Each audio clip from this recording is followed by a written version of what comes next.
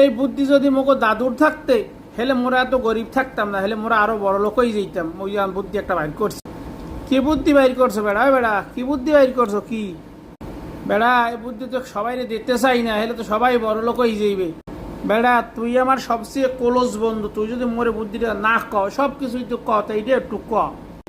আশেপাশে তো কেউ নাই, তো শুনলে আবার সমস্যা, বোঝো না বন্ধু? ক, কেউ নাই, জলদি ক। কেউ আবার আইয়ে পড়বে না এর আগে।